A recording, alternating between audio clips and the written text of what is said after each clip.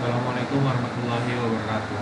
Perkenalkan, nama saya Bambang Jailani dengan NPM 23351055. Di sini saya akan melanjutkan tugas 5 pemrograman mobile.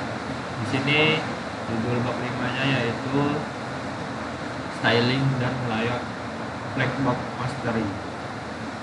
Capaian pembelajaran Learning Automats, memahami peran yoga layout engine dalam menerjemahkan aturan Flexbox ke UI native, menguasai konsep sumbu utama, main axis, dan sumbu silang cross axis untuk tata letak elemen, menerapkan teknik desain responsif menggunakan flag, ratio, presentase, dan hook dimensi layar, menganalisis perbedaan performa dan struktur antara style sheet, API, dan inline style, mengadopsi pendekatan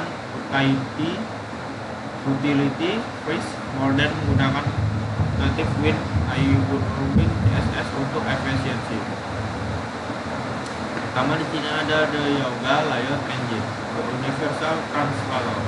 Banyak pengembang web yang baru terjun ke React Native seringkali terjebak dalam kesalahpahaman fatal bahwa mereka sedang menulis CSS biasa.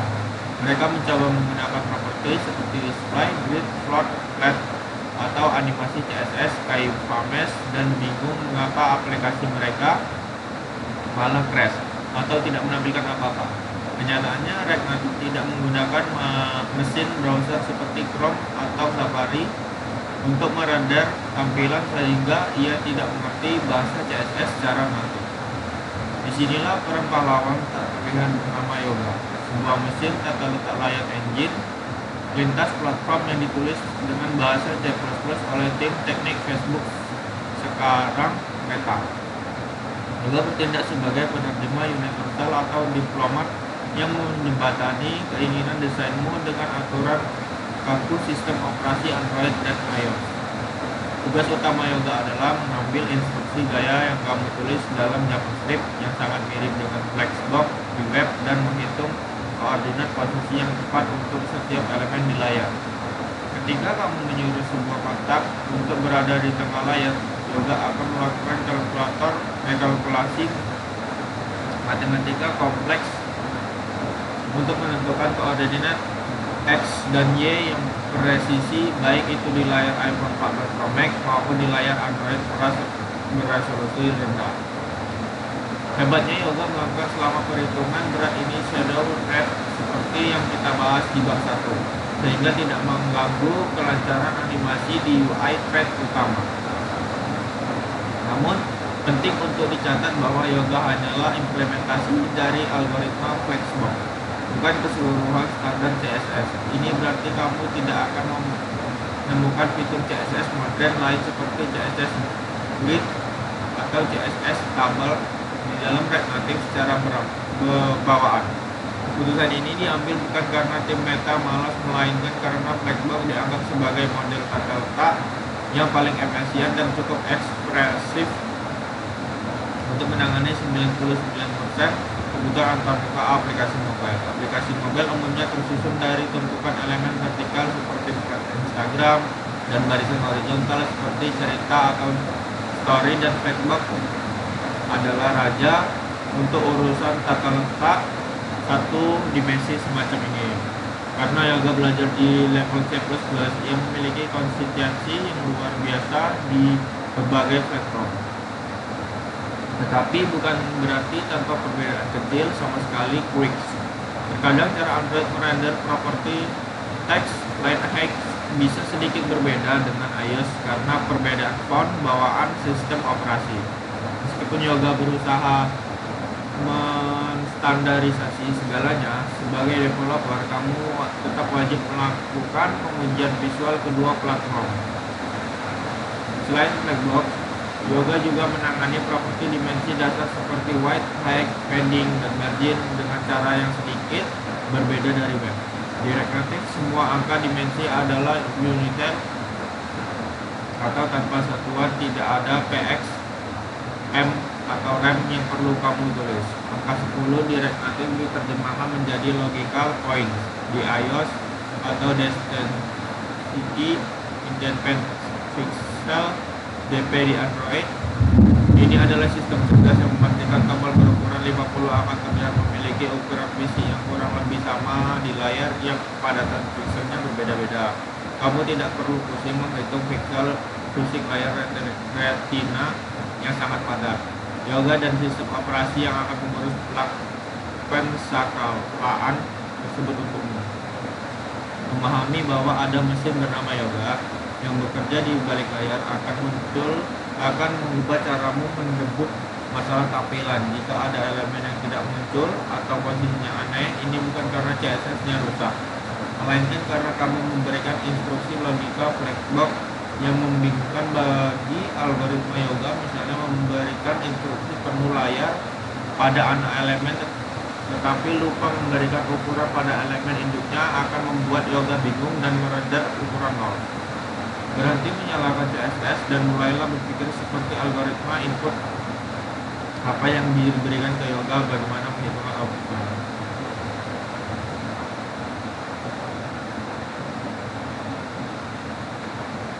Kedua ada flag direct that exist the compass of UI. Jantung dari penguasaan flagbox terletak pada pemahaman mendalam tentang dua garis imajiner, y-axis sumbu utama dan cross-axis sumbu silang. Bayangkan kamu adalah seorang sutradara baris berbaris yang sedang mengatur pasukan. Kamu perlu memutuskan apakah pasukan akan berbaris memanjang ke belakang atau berjajar ke samping. Sumbu utama ditentukan oleh properti flag direction. Jika kamu mengaturnya ke row, sumbu utama berjalan horizontal dari kiri ke kanan. Jika kamu mengaturnya ke kolom, sumbu utama berjalan vertikal dari atas ke bawah. Perbedaan terbesar yang sering menjebak pengembangan web yang beralih ke mobile adalah nilai default dan flag direction. Di dunia web, elemen secara alami berjajar ke samping atau menumpuk tergantung tipe elemennya, tapi flagbox defaultnya adalah row. Di React Native, nilai defaultnya adalah kolom. Mengapa? Karena layar smartphone itu tinggi dan sempit, sehingga perilaku alaminya adalah menumpuk konten di atas ke bawah, seperti daftar kontak atau flat berita. Jadi jika kamu membuat view dan memasukkan 3 teks ke dalamnya tanpa styling apapun, mereka akan otomatis tersusun vertikal. Untuk mengontrol posisi elemen di sepanjang sumbu utama, kita menggunakan properti justify content. Bayangkan ini sebagai alat untuk mengatur jarak antar elemen dalam barisan. Apakah kamu ingin elemen-elemen itu berkumpul di awal flag start, berkumpul di tengah center, atau tersebar merata dengan jarak yang sama? Space between dan flag direction adalah kolom. Vertikal, maka justify content center akan membuat kontenmu berada di tengah-tengah layar secara vertikal atas bawah. Banyak pemula bingung karena yang mereka web terbiasa justify content itu untuk kiri kanan. Di mobile makanya dinamis tergantung arah sumbu utamanya. Di sisi lain, untuk mengontrol posisi sumbu silang, kita menggunakan properti aligned times. Ini mengatur bagaimana elemen berperilaku di sisi yang berlawanan dengan arah aliran utamanya. Jika sumbu utama adalah vertikal kolom, maka aligned item mengurus posisi horizontal kiri kanan. Salah satu nilai paling sakti di sini adalah aligned item center yang akan membuat elemenmu berada persis di tengah jalur lintasannya. Selain itu, ada properti aligned shape yang memungkinkan sebuah elemen anak untuk mengembangkan terhadap aturan aligned item milik induknya. Misalnya, induk memerintahkan semua anak untuk rata kiri flag start, tapi ada satu anak bandel yang ingin berada di kanan kiri. Anak itu bisa diberi aligned flag end. Fleksibilitas ini memungkinkan kita membuat letak yang kompleks tanpa harus membuat banyak kontainer pembungkus tambahan. Kita juga mengenal flex wrap yang mengizinkan elemen untuk tumpu ke baris atau kolom berikutnya. Jika ruang sudah tidak cukup, sangat berguna untuk membuat tampilan di galeri foto. Menguasai flexbox pragmatik bukan tentang menghafal semua properti, melainkan melatih intuisi spesial. Kamu harus bisa melihat sebuah desain UI di Figma dan secara mental membedakannya. Oke, ini adalah kolom besar. Di dalamnya ada baris untuk header. Di dalam baris itu, teks kiri dan avatar di kanan menggunakan space background. Latihan terbaik adalah mencoba meniru clone antar muka aplikasi populer seperti Spotify atau Twitter hanya dengan menggunakan kotak berwarna layar skeleton sebelum memasukkan konten asli. Jika tidak ada responsif dimension the liquid UI di dunia Android yang terfragmentasi, kita dihadapkan pada ribuan jenis perangkat dengan ukuran layar berbeda, mulai dari ponsel, mungil hingga tablet raksasa. Untuk coding dimensi pixel seperti menulis ke 300 adalah dosa besar dalam pengembangan aplikasi modern.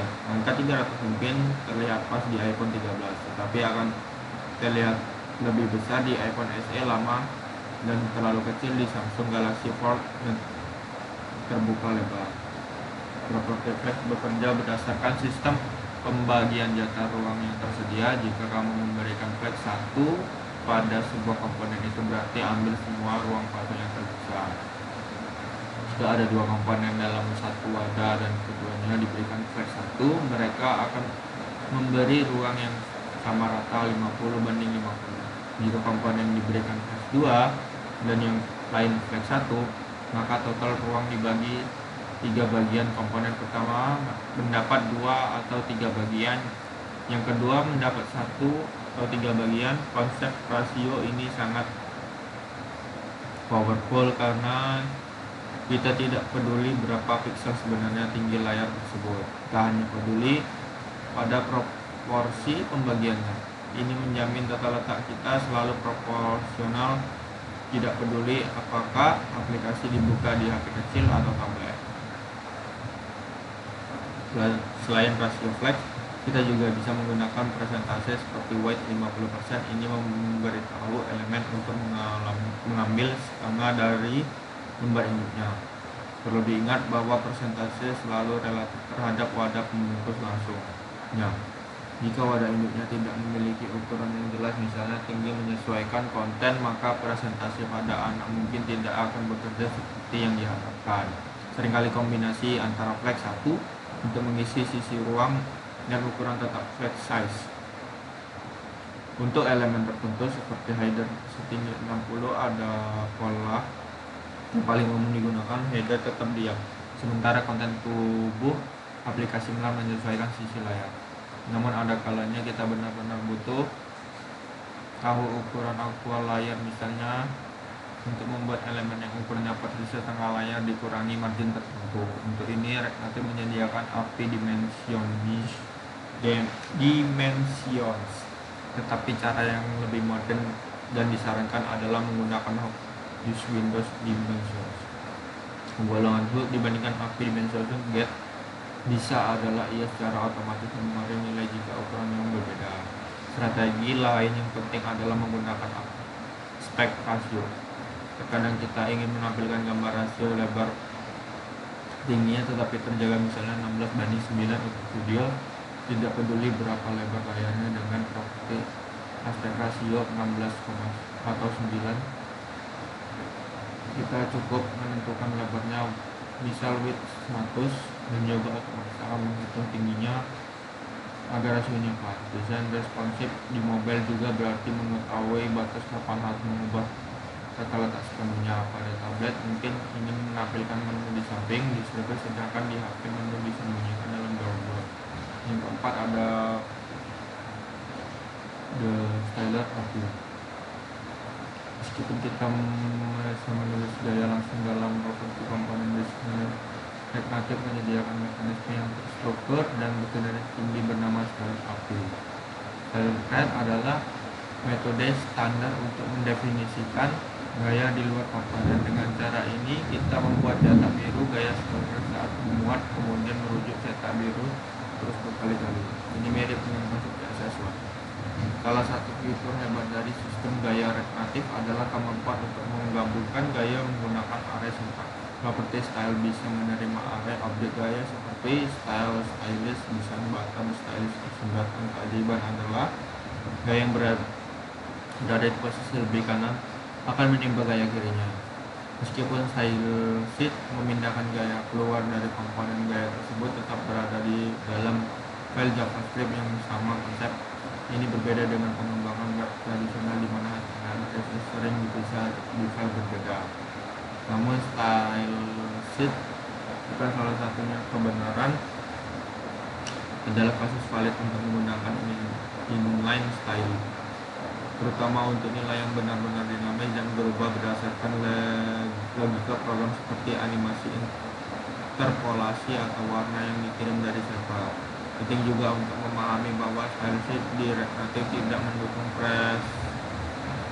pseudo class seperti hover dan aktif yang ada di CSS. Logika interaksi seperti ubah warna saat ditekan harus ditangani menggunakan komponen logika seperti press, bubble, dan state, bukan hanya gas. Yang kelima adalah model styling, pop, dan hybrid version. Dalam beberapa tahun terakhir, dunia mengembangkan web telah dilanda badai revolusi bernama Tailwind, CSS, dan angin segar ini akhirnya berhembus kencang ke eksklusif rektangle. Pendekatan tradisional menggunakan style sheet sering kali terasa lambat karena kita harus bolak-balik melompat antar blok CSX di atas dan blok stylist di bawah file hanya untuk mengubah margin. Selain itu, memberi nama unik setiap wadah kecil seperti container info waterfall sangat meletak-letak.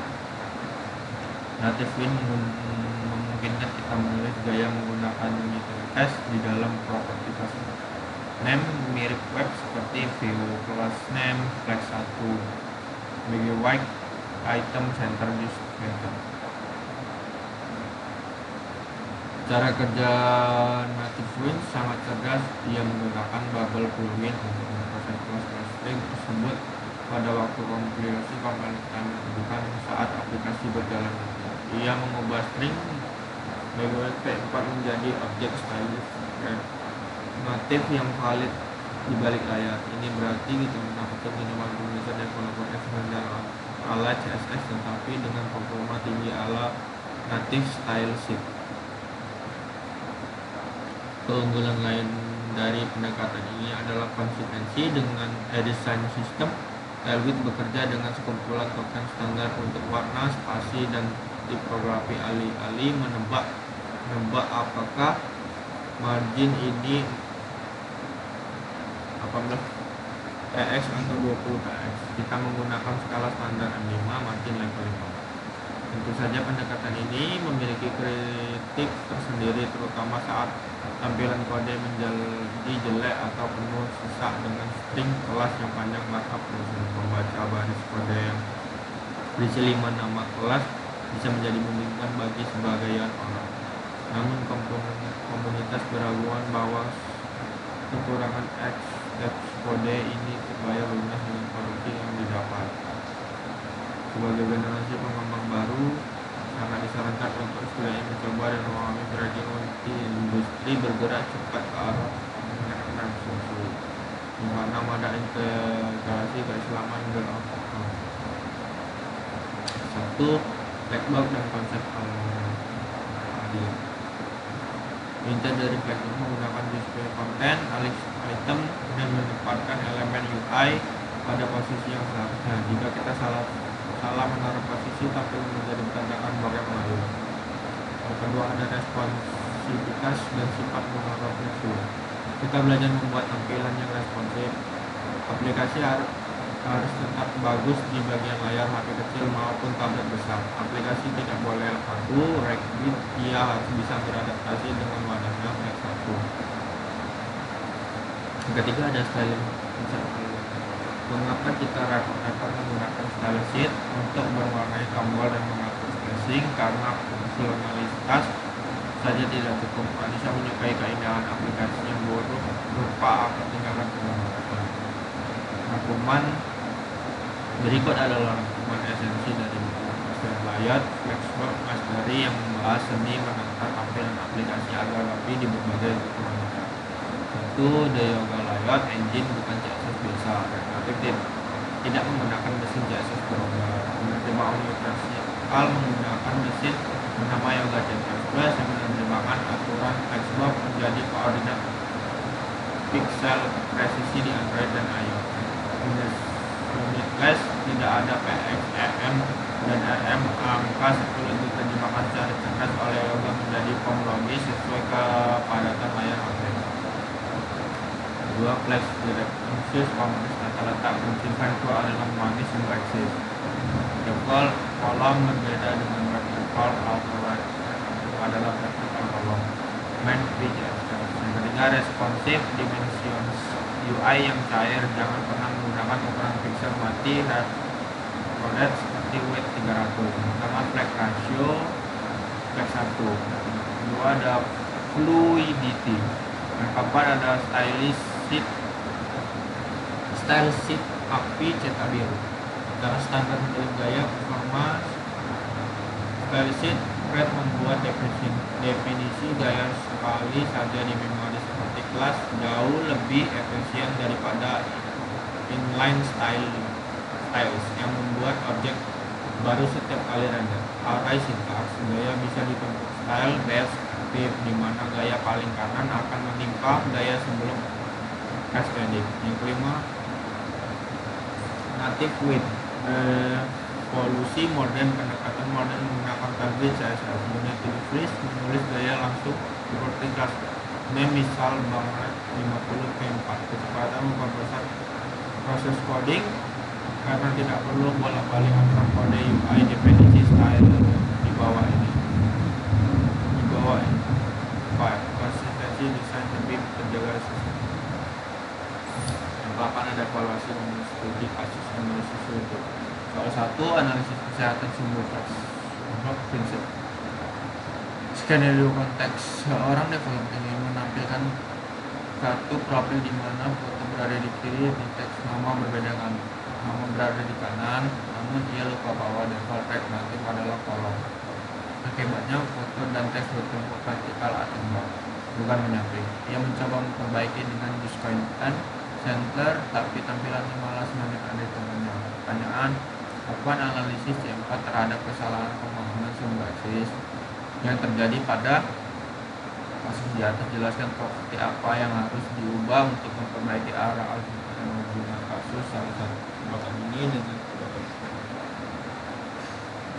soal 2 di sini ada evaluasi C5 proposal menggunakan fleksibel di riset tersebut mengaku pendekatan dianggap buruk pengembangan mobil modern bandingkan masalah dengan sifat menaruh fleksibel dan penerapan syariat. Bagaimana seharusnya seorang mukmin dan aplikasi bersifat saat menghadapi modern. Tiga, analisis kelompok administrasi. Pertanyaannya analisis